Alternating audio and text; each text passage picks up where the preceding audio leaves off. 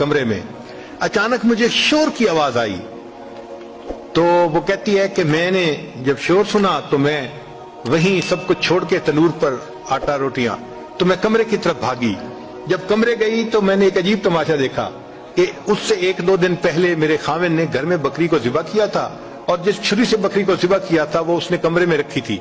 تو میرے دونوں بچے کھیلتے کھیلتے ان میں سے ایک نے دوسرے کو کہا کہ تمہیں پتہ ہے کہ ابو نے بکری کو کیسے ذبح کیا تھا؟ تو دوسرا کہتے ہیں مجھے تو نہیں پتا۔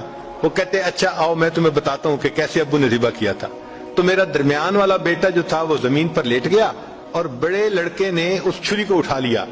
اب وہ چھوٹا بچہ تھا اور اس کو پتہ نہیں تھا کہ چھری کتنی تیز ہے، چنانچہ اس نے اس کے گلے پہ جو چھری چلائی تو گلا تو فوراً کٹ گیا اور خون کا فوارہ چھوٹنے لگا۔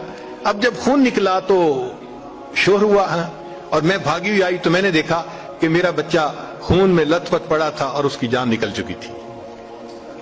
اب میں نے سوچا کہ میرا بڑا بیٹا کہاں ہے جس نے یہ حرکت کی تھی؟ وہ ڈر کے بھاگ گیا تھا اور کہیں چھپ گیا تھا۔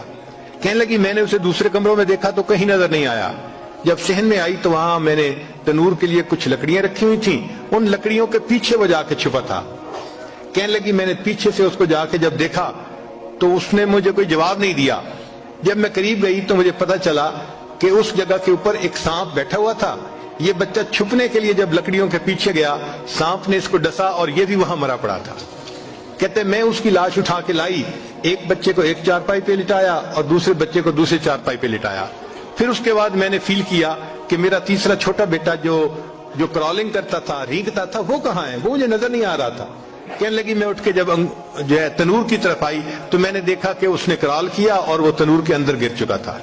تو میں نے اپنے زندہ بیٹے کو آگ کے اندر پورا جلتا ہوا دیکھا اور وہ بھی فوت ہو گیا تھا۔